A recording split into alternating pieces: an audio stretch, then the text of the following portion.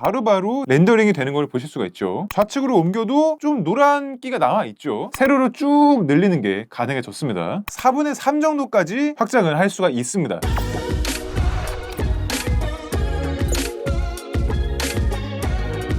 안녕하세요, 부트입니다. 오늘은 리퀴드 글래스에서 약간 리퀴드 아크릴로 너프를 먹었다 라는 평을 받고 있는 iOS 26 개발자 베타 2차랑 언제나 iOS에 비해서 아쉬운 감성이라는 평가를 받는 원UI 8 베타 2차를 함께 비교해보는 시간을 가져보도록 하겠습니다. 제가 원래는 iOS 26이 나오자마자 이 컨텐츠를 한번 해보려고 했는데 그때는 살짝 타이밍을 놓쳤었고, 이번에 iOS 개발자 베타 2차가 올라온 김에 한번 비교해보려고 합니다. 일단은 간단하게 iOS 26부터 보여드리도록 할게요. 이번에 바뀐 이 리퀴드 글래스는 디테일이 정말 차원이 다른 것 같습니다. 이 상단에 알림 센터 내려오는 것부터 해서 정말 디테일이 안 들어간 부분이 없어요. 특히 이런 하단에 조그마한 메뉴 같은 경우에도 이렇게 리퀴드 글래스가 바로바로 적용이 되어 있고, 폴더 모양에서도 리퀴드 글래스가 적용이 되어 있으면서 폴더가 움직일 때마다 실시간으로 이렇게 리퀴드 글래스가 연산되는 게, 사실 그렇다 보니까 대부분 원래의 iOS 버전보다 배터리도 더 빨리 닳고 발열도 조금 더 심해지고 잔 렉도 조금 더 있다 라는 얘기는 있긴 합니다. 아무래도 이게 실시간으로 연산할 양이 기하급수적으로 원래보단 늘어난 거기 때문에 어쩔 수 없는 부분인 것 같긴 하지만, 이걸 이제 원UI 8과 한번 비교를 해보도록 하겠습니다. 원UI 8의 블러 디자인과 iOS 26의 리퀴드 글래스가 과연 비교했을 때 얼마나 좀 느낌 차이가 날지 그걸 좀 보도록 할 건데, 일단 실시간 적용 차이를 보도록 할게요. 앱 보관함으로 넘어갈 때 다 배경에 맞게 바로바로 지금 렌더링이 되는 걸 보실 수가 있죠. 폴더 같은 경우에도 동일합니다. 이렇게 실시간으로 리퀴드 글래스 스타일의 렌더링이 되고 있는데, 원UI 8 같은 경우에는요, 오른쪽에는 은행나무가 있고요, 왼쪽에는 푸르딩딩한 건물이 있습니다. 그래서 이걸 이렇게 페이지를 넘기게 되면은 오른쪽 부분이 왼쪽으로 넘어올 때 지금 여기처럼 조금 약간 푸르딩딩 또는 보랏빛 나는 느낌으로 떠 있어야 되는데 그러질 않습니다. 약간 누런기가 그대로 남아있죠. 그렇다고 해서 이 노란 부분이 또 오른쪽으로 가게 되면은 노란기가 빠져요. 그러니까 뭔가 실시간인 듯 아닌 듯 범위가 좁은 건지, 그렇다고 왼쪽 부분이 이쪽으로 온다 해서 노랗게 물들질 않습니다. 지금도 약간 보랏빛 느낌이 그대로 나고 있잖아요. 그렇다 보니까 실시간 렌더링이 위젯의 블러 배경에서는 제대로 완벽하게 되지는 않는다 라고 보여지고요. 큰 폴더도 동일합니다. 지금 우측 하단에 노랗게 물들어 있는데 좌측으로 옮겨도 좀 노란기가 남아있죠. 그렇다 보니까 이런 실시간 블러 내지는 리퀴드 글래스의 렌더링에 있어서 원UI 8은 아직 부족합니다. 그 다음에 이렇게 폴더를 펼치면서도 블러가 실시간으로 막 들어가는구나 라는 느낌이 리퀴드 글래스처럼 실시간이라는 느낌을 받지 못하고 있어요. 다른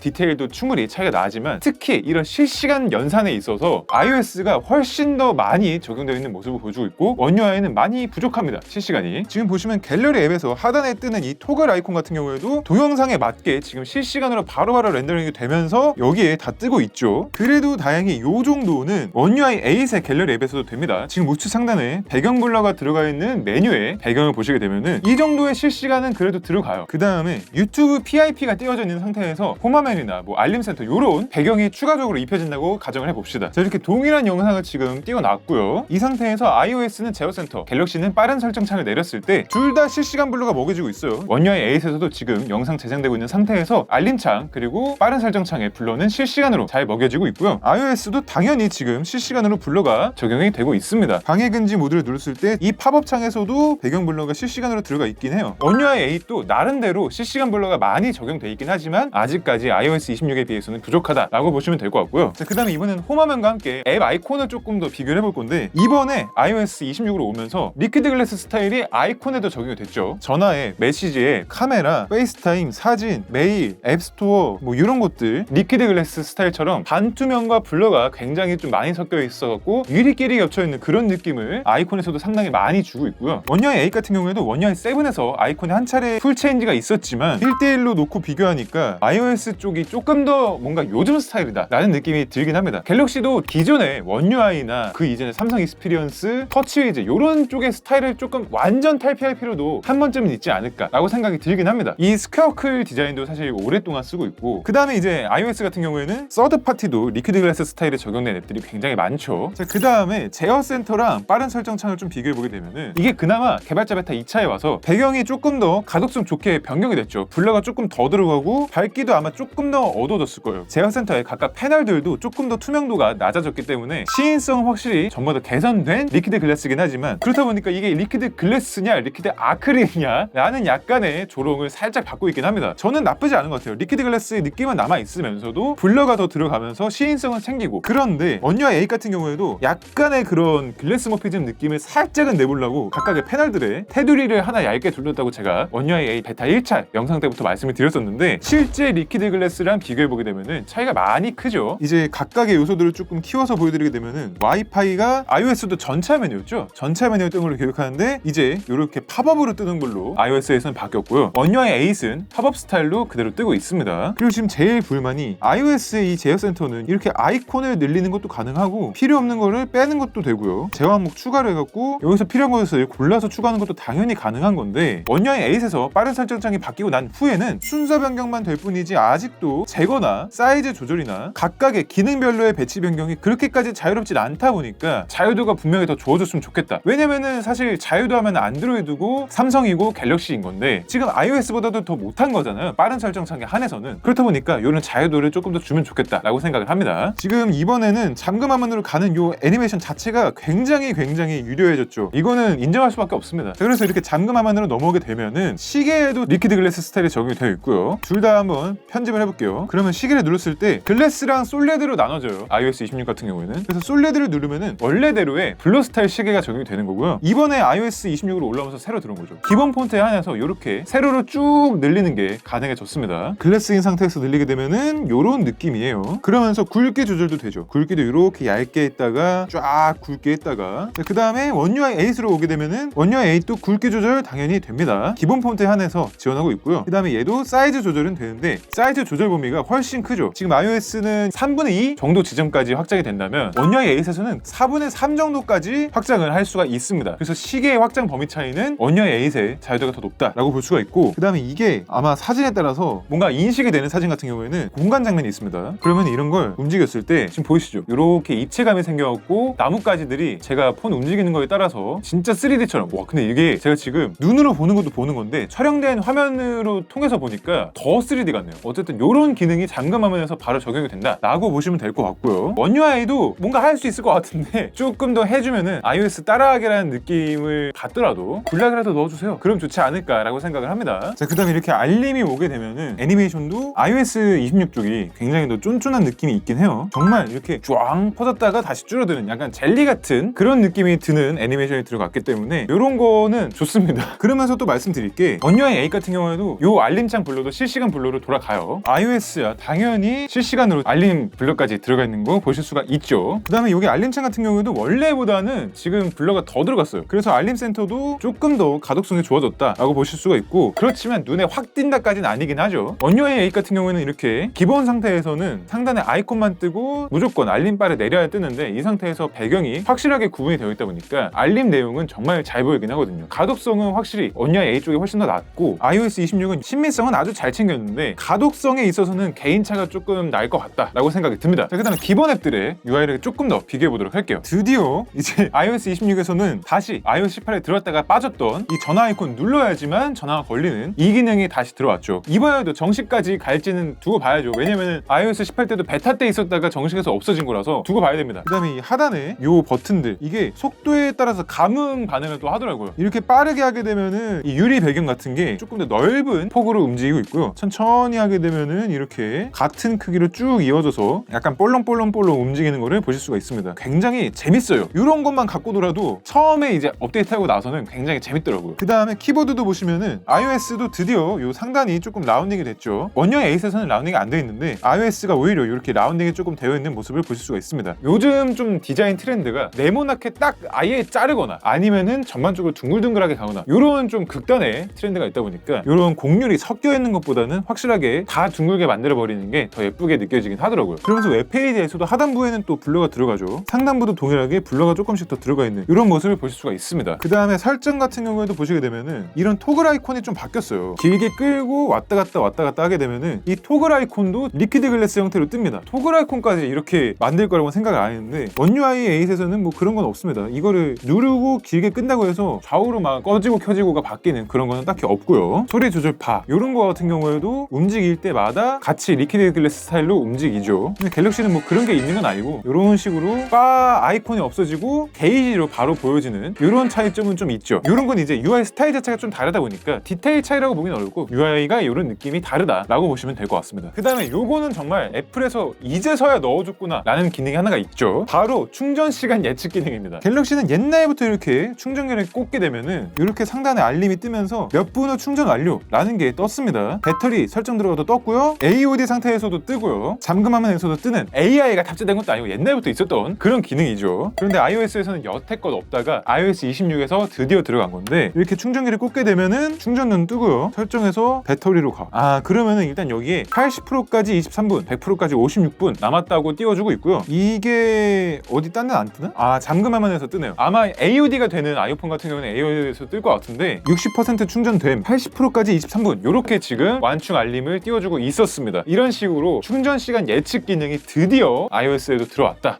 많이 늦었습니다. iOS가 안드로이드에 비하면 이렇게 좀 굉장히 소소한 부분에서 많이 늦게 넣어주는 기능들이 꽤 있어요. 그렇다고 해서 굉장히 엄청나게 개선돼서 넣는 것도 아닌데 이렇게 오늘 iOS 26 개발자 베타 2차랑 원UI A 베타 2차를 한번 디자인 비교를 간단하게 해봤습니다. 요거를 제가 막 요목조목 따져봤다기보다는 이런 디자인 느낌 차이가 있어요 라는 거를 이제 1대1로 같이 보여드리는 느낌이었다고 봐주시면 될 것 같고, 그래서 어느 쪽이 더 낫다 이런 거보다는 iOS에서는 지금 스마트폰 UI에 새로운 패러다임을 조금 제시한 거고, 원UI 8 같은 경우에는 본인들이 계속 하던 거를 조금씩 보완해 나가고 있는, 아직 조금 더 보완이 필요한 그런 단계에 위치해 있다고 저는 생각을 합니다. 분명히 서로 배울 점도 있고요. 각자의 스타일을 또 유지하면서도 UI들이 조금 더 많은 발전이 이루어졌으면 좋겠습니다. iOS 26과 원UI 8에 대해서 더 궁금하신 점이 있으면 댓글로 남겨주세요. 재밌는 내용들이 있으면 또 영상으로 만들어 보도록 하겠습니다. 네, 그럼 오늘도 여기까지 와주신 구독자, 시청자 여러분들께 감사드립니다. 지금까지 볼트였습니다.